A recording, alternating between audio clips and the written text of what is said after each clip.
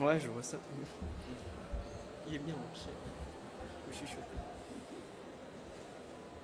À toi. Parti.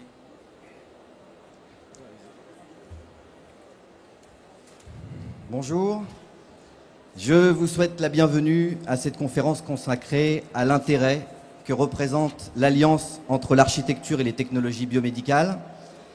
Aujourd'hui, quel est le rôle d'un architecte dédié à l'intégration d'un bloc opératoire, de sa conception à sa réalisation, avec toutes les entreprises intégrantes? C'est la question à laquelle nous allons tenter de répondre cet après-midi avec l'agence R2A, un jeune bureau d'architecture qui intervient principalement sur le secteur hospitalier et plus précisément sur son aspect technique, comme les blocs opératoires.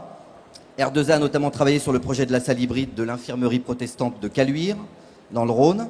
Cette opération a été l'aboutissement d'une étude commune issue d'une réflexion entre l'architecte, l'ingénieur biomédical et la responsable des blocs. De la même manière, sur le projet du CHU de Grenoble, à savoir la création d'une salle vasculaire et d'une salle de chirurgie cardiaque en site occupé, le rôle de R2A a été de mettre en exergue sa connaissance de la gestion chantier et de ses interfaces avec l'équipementier biomédical. Pour nous en parler aujourd'hui, nous accueillons Renaud Alardin, architecte fondateur au sein de l'agence R2A. Monsieur Alardin, bonjour. Bonjour. Nous accueillons également Eddy Lu, ingénieur biomédical à l'infirmerie protestante de Caluire, dans le Rhône.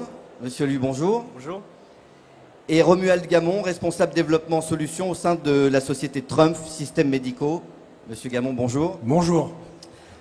Tout d'abord, nous allons commencer par l'architecte, monsieur Alardin. Renaud, pouvez-vous tout d'abord nous présenter le projet de la salle hybride de l'infirmerie protestante de Caluire?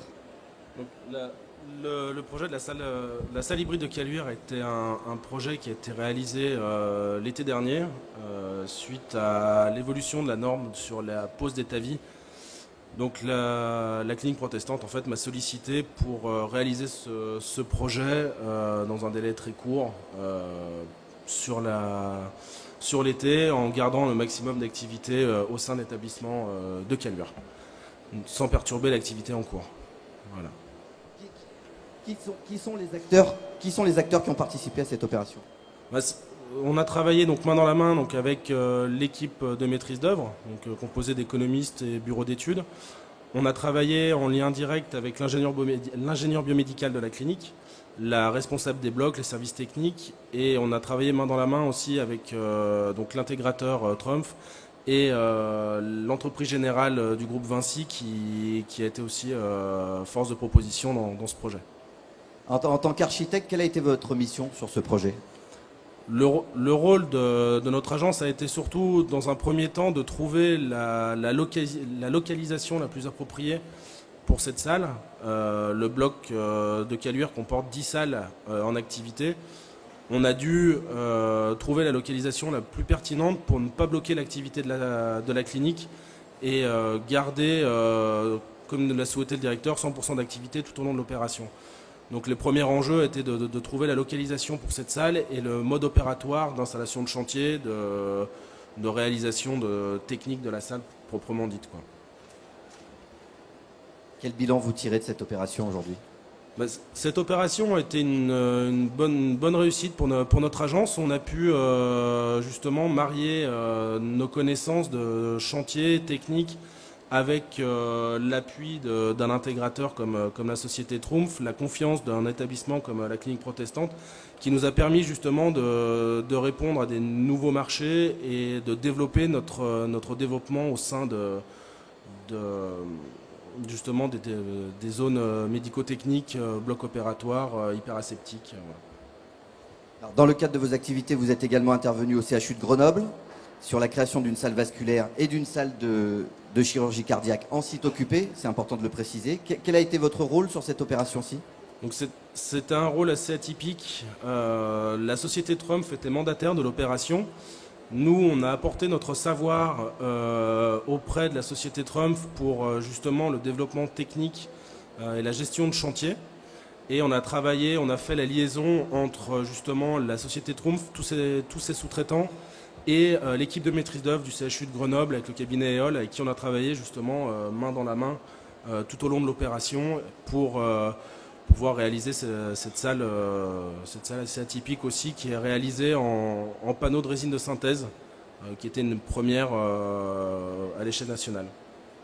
Quels sont les éléments que vous avez apportés à ces salles? Ça a été surtout un travail sur l'intégration des équipements biomédicaux et de pouvoir travailler dès la conception du volume de la salle, de pouvoir travailler directement sur l'intégration des équipements. Donc on a travaillé main dans la main avec Monsieur Gamon, qui était en charge de faire remonter les informations qui étaient utiles pour le professeur Chavanon, ses équipes et toute l'équipe biomédicale. Et mon rôle a été justement de retranscrire tout ça de façon synthétique et de façon chantier auprès de nos sous-traitants pour pouvoir réaliser le chantier dans un délai aussi qui a été très court. Voilà, c'est des salles qu'on a réalisées en 3 mois. Avec quels acteurs vous avez travaillé? Donc là, on a travaillé, donc moi en lien directement avec Trumpf, avec nos sous-traitants, les diverses entreprises avec qui on a nos partenaires de chantier, et en lien direct avec donc les services techniques du CHU de Grenoble et l'équipe de maîtrise d'œuvre et le cabinet EOL qui avait fait la conception d'origine de la salle. Et après, on a ajusté quelques éléments de la salle pour répondre aux attentes des praticiens. Alors, c'est un petit peu la thématique de cette agora, sur l'alliance entre l'architecture et les technologies biomédicales. En tant qu'architecte, quels sont les enjeux d'une telle collaboration? Parlez-nous un peu de votre métier.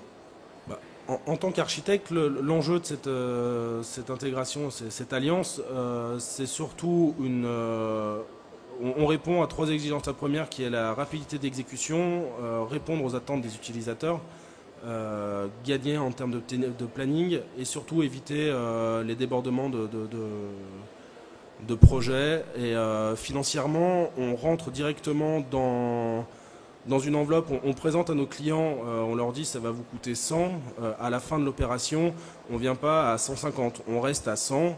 Si le client évolue au long du projet, on va pouvoir lui annoncer s'il y a une évolution ou pas.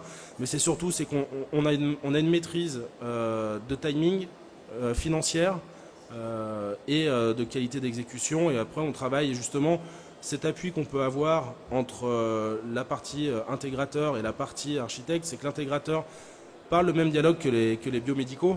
C'est une chose sur laquelle on n'est pas les plus à l'aise. Mais par contre, nous, on arrive à parler aux sous-traitants, à nos entreprises, et on arrive à leur faire réaliser ce que la partie biomédicale attend, justement. Donc, voilà, c'est... Ouais. Est-ce que vous avez des questions à poser à l'architecte? Tout va bien, alors. C'est que j'ai été clair. Merci. Je vais donner la parole maintenant à Edilu. Tout d'abord, Monsieur Lu, est-ce que vous pouvez nous présenter l'infirmerie protestante de Caluire? Oui. S'il vous plaît. Donc l'infirmerie protestante est un étabbissement privé médico-chirurgical à but non lucratif. Donc il se trouve sur l'agglomération lyonnaise, sur Caluire et Cuire, où en fait on sort plusieurs pôles de compétences comme le cardiovasculaire, la cancérologie et le viscéral, et un pôle de chirurgie lourde et de médecine. Aujourd'hui, la capacité de l'infirmerie protestante est de 220 lits, et où il travaille en fait 50 praticiens, que ce soit chirurgiens et médecine divers. Alors, je rappelle que vous avez été le témoin direct de cette collaboration entre l'architecte et l'intégrateur. Quels étaient les enjeux relatifs à la conception et à l'installation de la salle hybride dans votre établissement? Alors, deux enjeux majeurs qui étaient en fait le maintien de l'activité, enfin 100% de l'activité de la clinique en réalisant ces travaux, donc dans une zone bien confinée pour qu'on puisse maintenir en fait une activité de chirurgie lourde pendant ces travaux. Mais aussi, deuxième enjeu, c'était de garantir un niveau d'asepsie assez haut pour que les salles environnantes où on réalise de la chirurgie cardiaque avec un niveau d'asepsie classé en ISO 5 puissent être maintenus. On a eu ces deux enjeux pendant cette période de travaux, mais le point de départ, c'était, comme M. Alardin l'a dit, c'était de maintenir notre autorisation de TAVI. Le TAVI, c'est en fait c'est une nouvelle intervention cardiaque qui consiste à implanter une valve en percutanée. Donc une opération moins lourde qu'une chirurgie ouverte. En fait, ces conditions de travail ont évolué du fait que l'ARS a sorti un arrêté disant que ce type d'intervention devait se faire dans des conditions de bloc opératoire, donc avec un niveau d'asepsie assez haut, en ISO 5 en l'occurrence. Donc c'est ce qu'on a nous réalisé. On a étudié plusieurs projets, on va dire classiques, et un projet innovant que l'intégrateur Trumpf nous a apporté, qui était la cloison modulaire. Donc ça nous a, sur notre cahier des charges, ça répondait très bien sur le fait d'avoir des travaux rapides et garantir un niveau d'hygiène pendant la phase de travaux. C'est-à-dire qu'on est sur une conception qui se fait en amont et une mise en place sur le lieu de la construction qui est assez rapide. Donc c'est un projet qui a été rapide à mettre en place du fait de cet arrêté. Et aussi de répondre aux besoins aujourd'hui des médecins, des chirurgiens, sur le fait d'avoir une salle donc hybride, on l'a appelée hybride du fait qu'on voudrait exercer plusieurs chirurgies polyvalentes dans cette salle. C'est-à-dire que non seulement l'État-vie est à un point de départ, mais on a eu aussi dans notre évolution d'activité de chirurgie vasculaire lourde, par exemple sur la pose d'endoprothèse, le fait d'avoir cette salle et d'avoir ce niveau de technologie nous a apporté en fait une réponse sur les besoins des médecins aujourd'hui. C'est-à-dire qu'on a pu allier deux conceptions, c'est-à-dire réaliser une salle de chirurgie en ISO 5 et intégrer du matériel d'imagerie qu'on a habituellement de voir dans des services de coronarographie, rythmologie, et c'était ça la difficulté et aussi un rôle important que Trumpf nous a, par l'intégrateur Trumpf nous a apporté avec une solution qu'on va dire clé en main, quoi. Quelles contraintes est-ce que vous avez identifiées lors de l'installation de cette salle ? Les contraintes étaient vis-à-vis de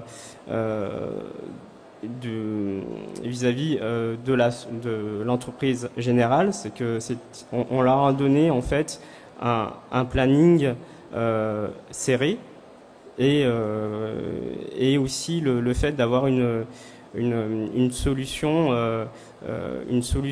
d'intégration nouvelle qui se fait, qui est beaucoup généralisée dans les pays européens, en Allemagne surtout. Donc ça a été aussi pour eux de comprendre ce concept-là et d'intégrer leurs différents corps de métier autour de cette conception. Et le fait aussi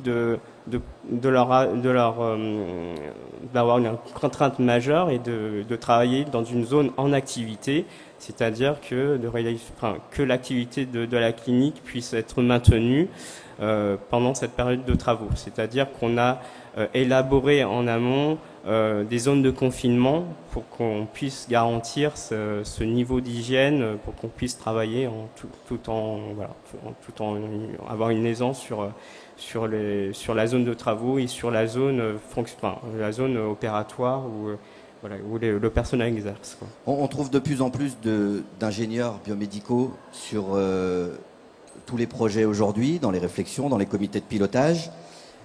Quelle a été l'importance de la partie architecturale sur cette opération et le contact que vous avez eu avec l'architecte et les réflexions que vous avez eues avec lui? Alors, dès le départ, donc,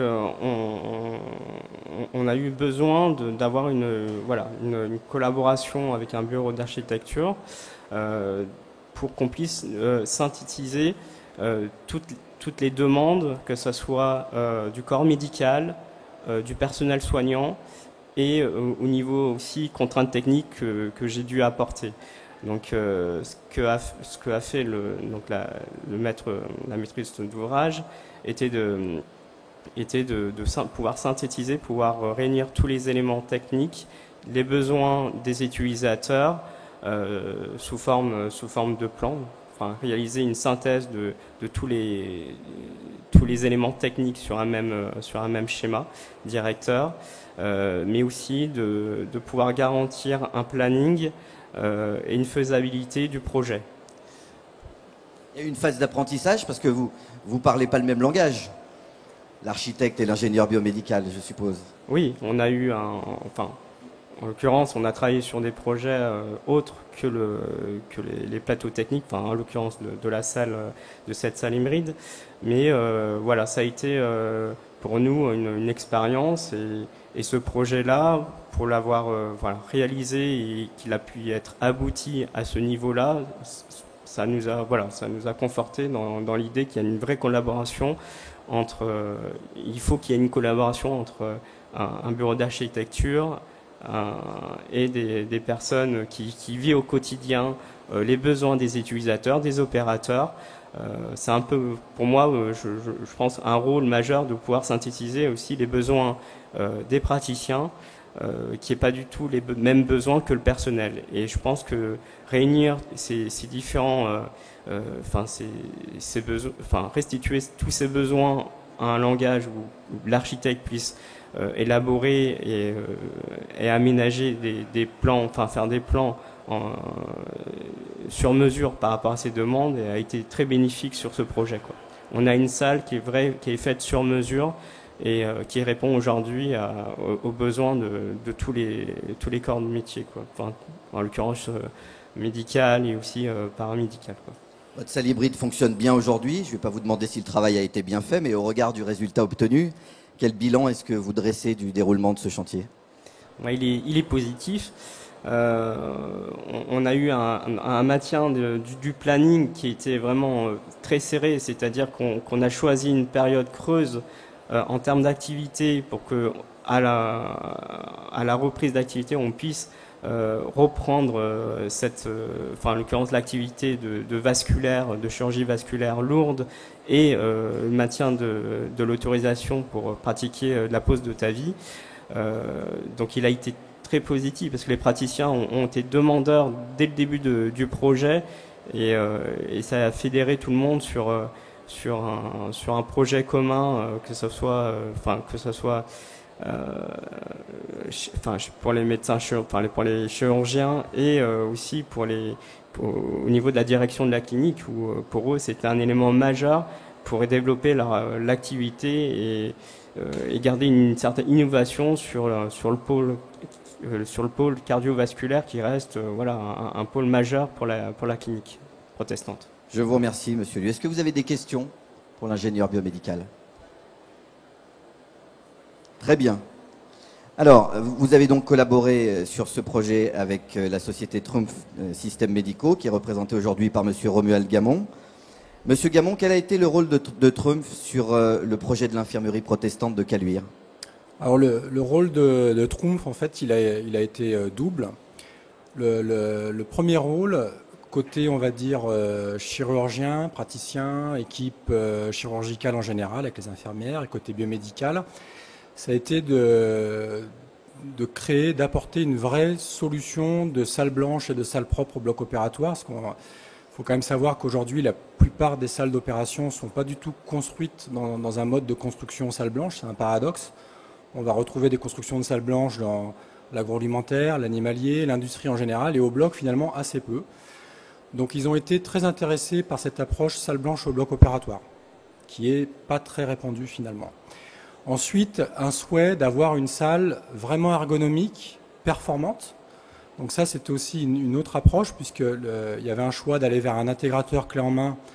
Donc, dès le départ, il y avait une prise en compte de toute la partie utilisation, fonctionnement de la salle biomédicale, qui n'est pas toujours le cas quand on est très en amont d'un projet de construction. On va plutôt penser à l'architecture générale de l'établissement et pas vraiment au fonctionnement de la salle elle-même. Donc là, ça, c'était central, le fonctionnement de la salle. Donc ça, c'est le premier volet. Ensuite, le deuxième volet, c'est côté direction de la clinique, en l'occurrence de l'infirmerie protestante et travaux, c'était un délai très court.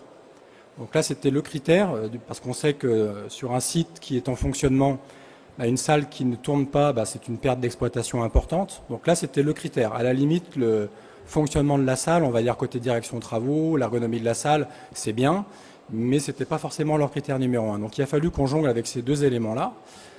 Rapidité d'exécution sur un délai très court, parce vous n'avez pas forcément abordé les délais, mais il faut savoir qu'on a, nous, Trumpf, eu une commande, je crois que c'était en mai ou juin à peu près, à cette période-là.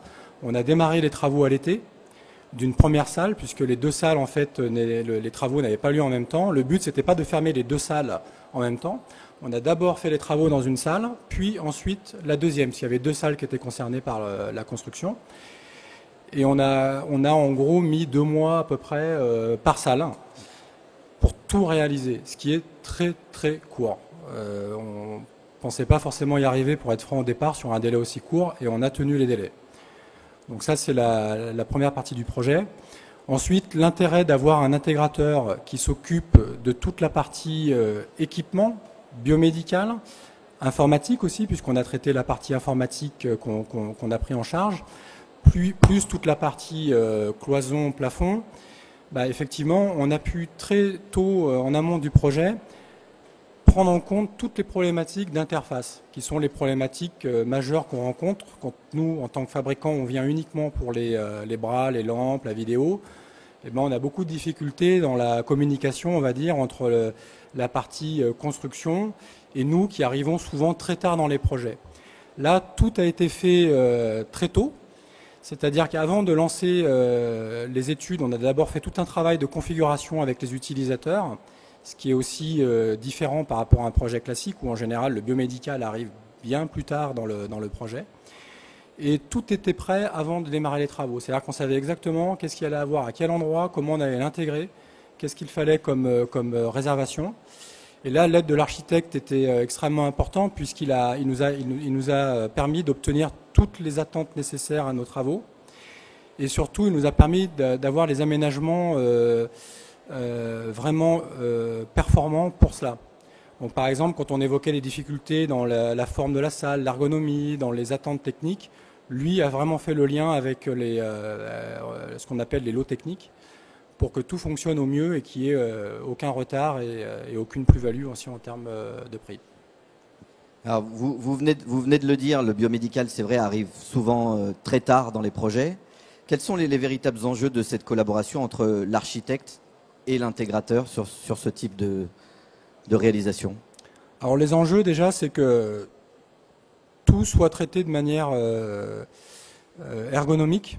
C'est extrêmement important. C'est-à-dire que quand on livre une porte, par exemple, il faut que les systèmes de déclenchement de la porte soient au bon endroit, là où c'est utile, là où les opérateurs vont réellement circuler. Donc ça, l'architecte a un œil global de fonctionnement qui est assez intéressant par rapport à ça.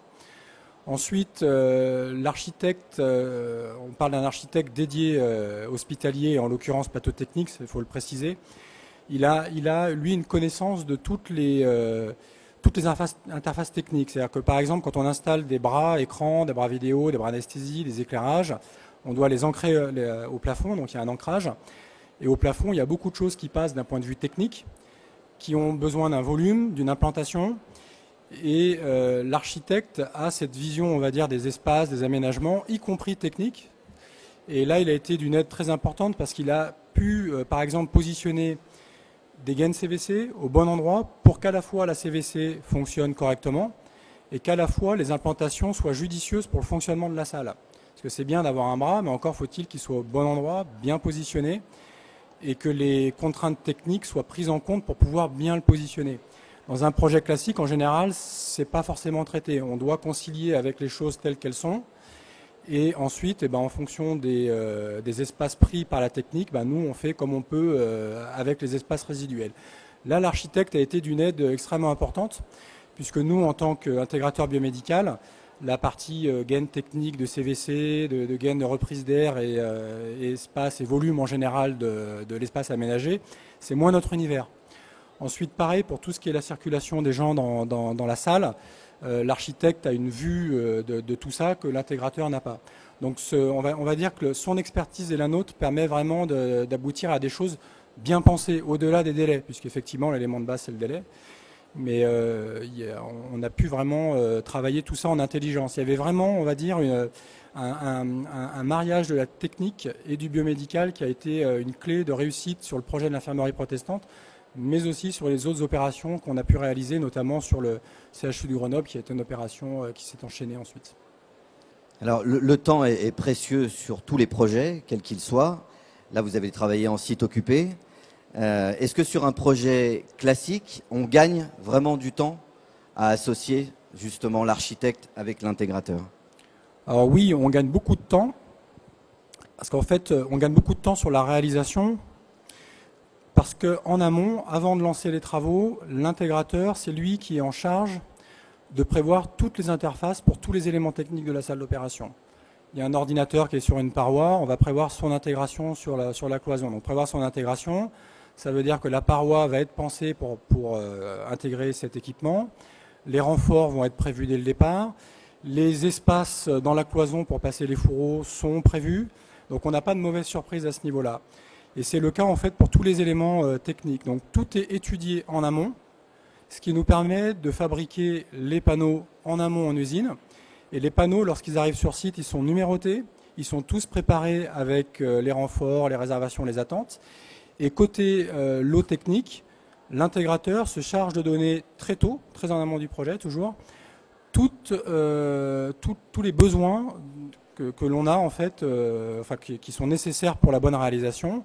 Donc il sait exactement qu'on a besoin à tel endroit, à tel emplacement, de telle chose, et tout est vraiment défini. Ce n'est pas le cas des projets classiques, puisqu'en général justement on raisonne beaucoup cloisons en placo, hein, qu'on les habille en PVC pour les rendre plus robustes, ça reste des cloisons en placo. Le placo peut être découpé sur site. On peut repasser des choses assez facilement à l'intérieur. C'est-à-dire que c'est pas une cloison qui nécessite forcément d'être préparée en amont, mais c'est aussi pas une cloison qui est adaptée à l'environnement de salle blanche, parce que vous faites un percement, vous générez des poussières de plâtre très importants. C'est pas évolutif aussi, parce qu'il ne faut pas oublier que le modulaire est évolutif. Donc la clé du délai sur ces opérations-là, c'est la préparation en amont. On prépare tout. Tout est connu à l'avance et on n'a pas de mauvaises surprises d'interface. Alors ça nécessite aussi de connaître exactement, je vais vous prendre un tout petit exemple mais il est parlant, on a besoin nous de savoir par exemple quelle marque d'horloge, quel type d'horloge va être installée en cloison pour qu'on puisse l'intégrer, l'avoir complètement affleurante sur la paroi. En placo, on met rien, on ne va pas la mettre affleurante, on va avoir une horloge classique, on va faire un trou, on va mettre une cheville puis on va fixer l'horloge en saillie. Donc effectivement, ça, c'est pas acceptable. Donc nous, on va anticiper tout ça. Et ça nécessite de tout définir. Voilà. Donc on connaît vraiment tous les marques, modèles de tout ce qui vient dans la salle. Donc tout ce travail-là permet d'être très court à la fin. Pour aborder les perspectives d'avenir, est-ce que cette collaboration, vous avez décidé d'aller de l'avant au sein du groupe TRUMPF et de préparer une solution clé en main qui regrouperait le binôme architecte et intégrateur? Est-ce que vous allez aller plus loin? Alors oui, absolument. En fait, moi, ça fait 12 ans que je travaille chez TRUMPF, dans le bloc opératoire. Et jusqu'à présent, j'étais très frustré parce que toutes les installations, on s'apercevait que quand on arrivait, nous, avec nos équipements biomédicaux à la fin, c'était pas prévu. Il y avait toujours un tas d'aménagements complexes à prévoir. Des surcoûts annoncés aux clients côté travaux, côté biomédical. Et c'est jamais agréable de parler de surcoûts auprès d'un client qui souhaite que tout se passe au mieux sans surcoût. Et puis les choses n'étaient pas toujours optimisées parce qu'il n'y avait pas une symbiose de tout ça, tout n'était pas pensé de manière homogène.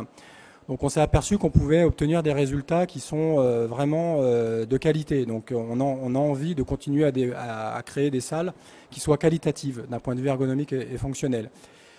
Donc on va continuer ne serait-ce que pour ça parce qu'on adore notre métier et avoir des salles qui sont bien réalisées, on pense qu'il y a un avenir important pour ça.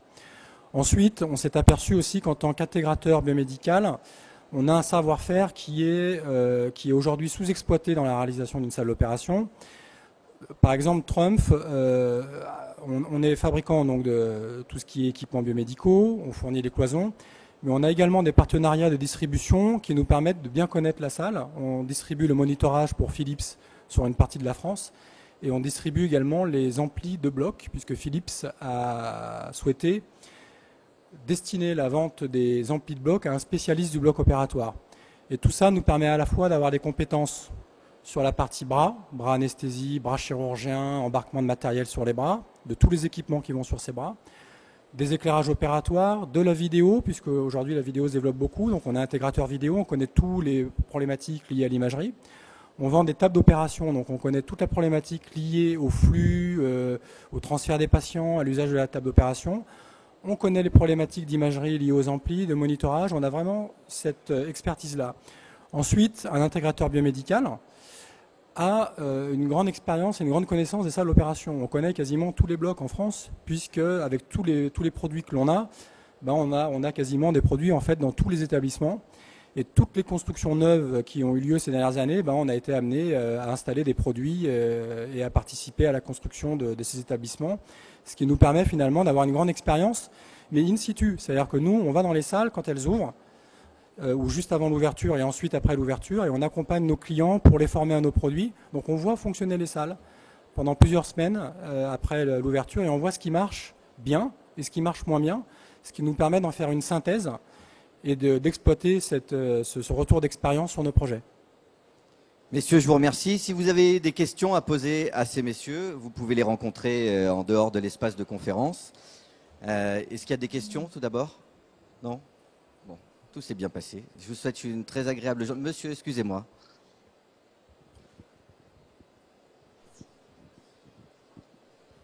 Merci beaucoup. C'est une question toute simple. Là, on a parlé de la collaboration entre l'architecte, le biomédical et l'intégrateur. Mais je crois qu'on n'a pas beaucoup insisté sur la place des utilisateurs, les médecins, les chirurgiens qui devaient travailler dans cette salle pendant le projet. Quelle était la collaboration que vous avez eue avec eux? En fait, le rôle de l'ingénieur biomédical, justement, c'est de nous permettre de synthétiser en fait les demandes des utilisateurs. On est pour l'architecte, on peut pas être à l'écoute de toutes les demandes de tous les utilisateurs parce que chaque praticien, suivant leur spécialité, ont des attentes. Et le rôle de l'ingénieur biomédical, justement, était de pouvoir faire la synthèse des attentes qu'ils avaient des utilisateurs, qui nous a retransmis. Et à partir de là, nous, justement, c'est ce qui nous a permis de synthétiser la conception de la salle. Monsieur Luquier, qui était dans le comité de pilotage et qui participait aux réflexions concernant le projet dans sa globalité? Alors, donc le projet a été débuté par des référents par chaque spécialité.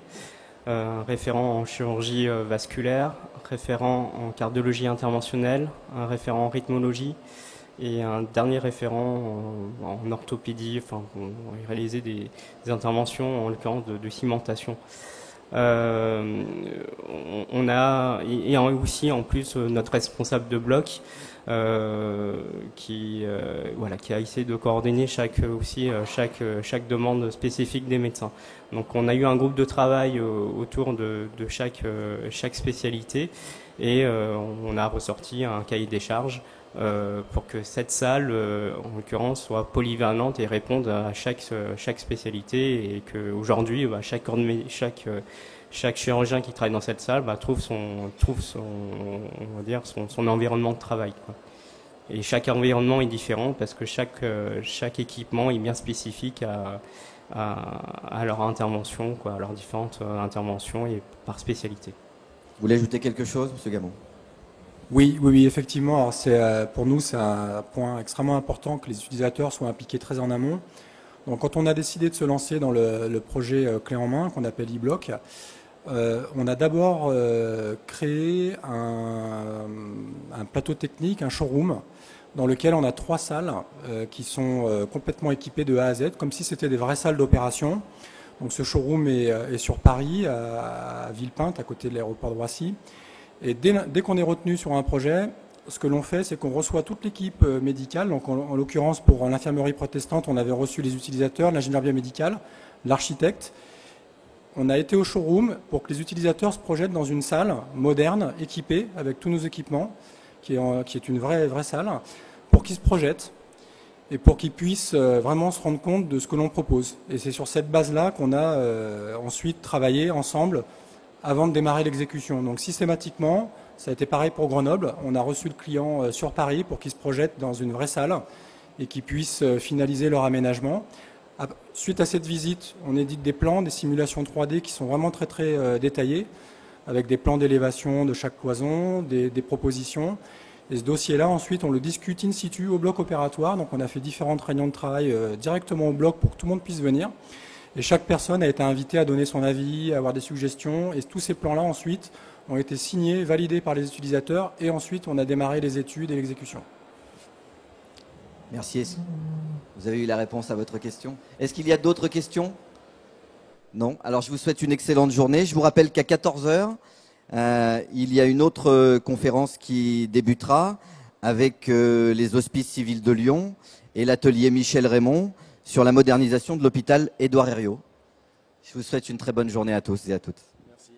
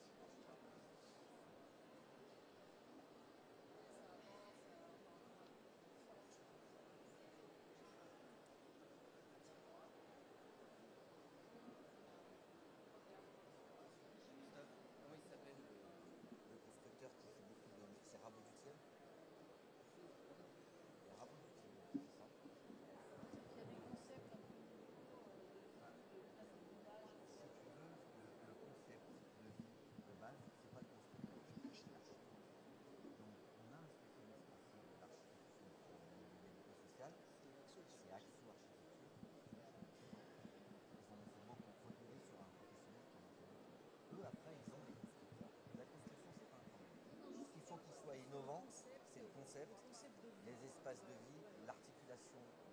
Après, ça dépend si c'est une maison de retraite médicalisée, semi-médicalisée, avec des pathologies lourdes, l'Alzheimer, etc. Mais il faut que je te présente un soir.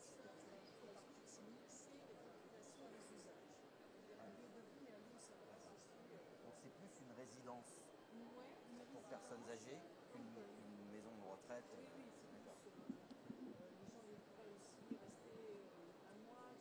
Donc, alors avec une partie très court séjour, où les gens ils peuvent avoir une petite cuisine, une petite kitchenette, avec un restaurant qu'ils peuvent mutualiser avec l'extérieur. Ça se fait beaucoup en Belgique. Il faut, tu sais quoi, laisse-moi le temps de... Je mûris tout ça et puis on en parle. Fin juillet.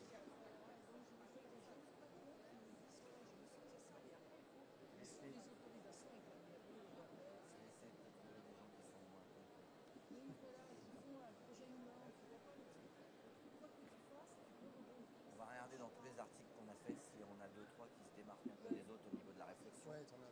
Et Gomez.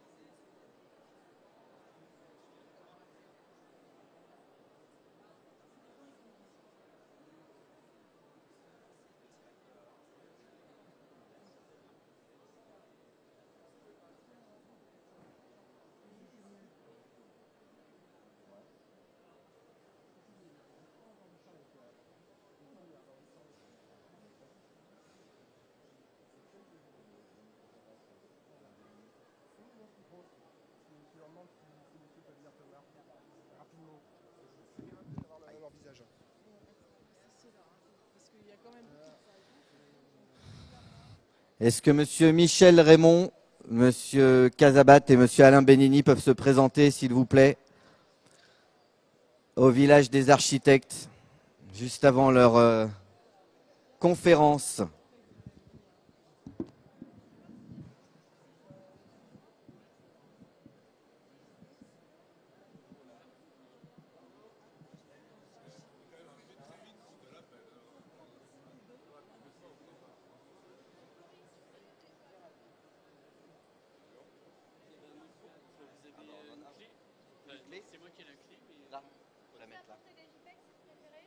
C'est passé. Donc vous avez le PowerPoint en haut, tout ça Non, il faut le PDF. Ouais, mais en fait, ce qu'ils ont fait, ils ont pris tous les films, parce qu'ils ne pouvaient pas lire les films les uns les autres. Ils en ont fait un seul avec tous les films. Ils sont là-bas. Non, ils sont là-bas. Mais par contre, ici, soit vous mettez avec un cap VGA et avec votre PC. Ah ben on a le PC. Et vous faites tourner les images. Parce que là, c'est pas possible. D'accord. Avec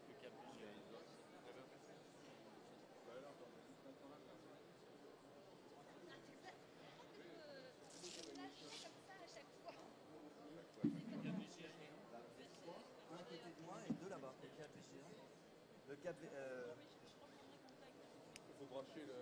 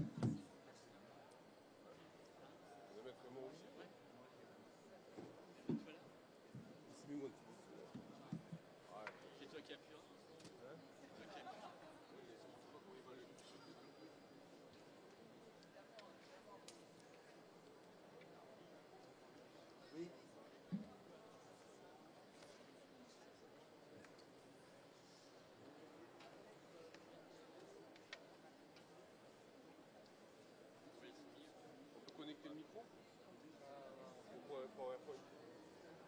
Bon. You mean that you have sound? No, only text. Pas de son. C'est pour la charité ou pour l'hôpital? Pour la charité ou pour l'hôpital? La charité. Je vais les mettre sur le micro peut-être. Oui. J'espère qu'il n'est pas trop vérolé votre truc. Ouvre le nôtre avant d'ouvrir le leur. C'est vrai que Céline qui travaillait avec moi tout à l'heure, elle a l'air super virus. On va voir que je parte. Non, c'est pour t'inquiète. Non, j'ai pas utilisé son ordinateur.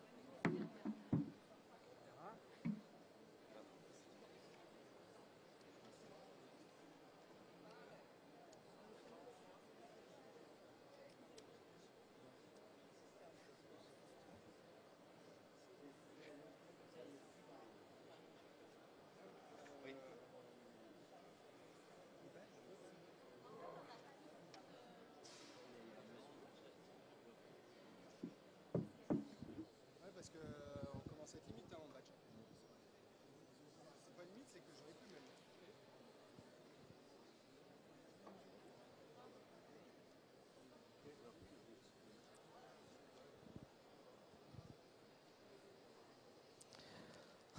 Mesdames et messieurs, sur le village des architectes, dans une dizaine de minutes, débutera la conférence sur la modernisation de l'hôpital Édouard Herriot des Hospices civils de Lyon. Vous êtes les bienvenus.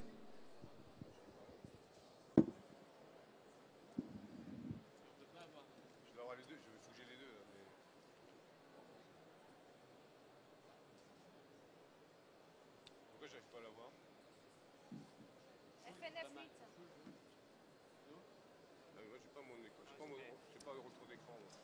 Envoyer juste le PowerPoint pour voir ça. Attends, je voudrais quand même avoir l'écran. Vous avez Alain. Montre ta retour, c'est bon. Bon, encore une fois. Vous avez Not here.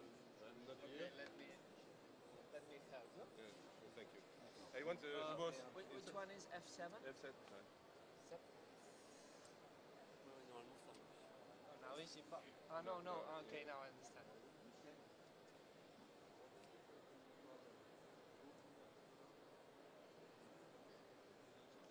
Go là.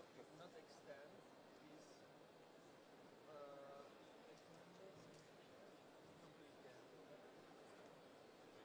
let's see how good is my image. Suspense. Ah ok. Ok, it's okay, it's okay. Donne-moi, it's okay. Alors PowerPoint. Ah, c'est bon, je vais. Ok. Continue. Ah bah, je vais passer pour PowerPoint. Je vais aller le chercher. Non mais ouais, directement avec PowerPoint, ça te... Ah, mais il faut que je retrouve. J'attrape PowerPoint. Là-dessous.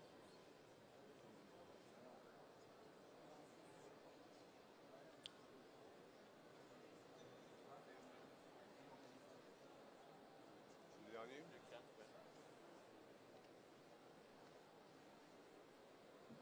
Voilà. Donc là, j'en ai un. Et le deuxième. Le deuxième. Ouais, je bouge plus là.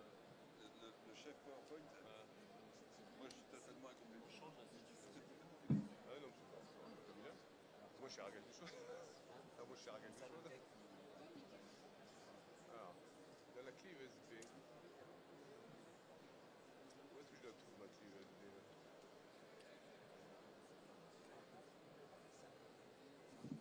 Jack. Alors, c'est quoi votre truc, Géraldine? Je cherche. Géraldine? Oui, you are really big et il y a un PDF dedans. Lequel? 19 mai. 12,09 19 mai. Tu te mettras à côté de moi. Ok. Comme ça, ils pourront voir l'écran. Ouais, parce que c'est pas que je suis encombrant, mais un peu. Non, non, tu peux. Fais comme chez Non, toi. mais c'est bien, c'est bien. Et alors, donc, c'est lequel? En bas, tout en bas. Tout en bas. Et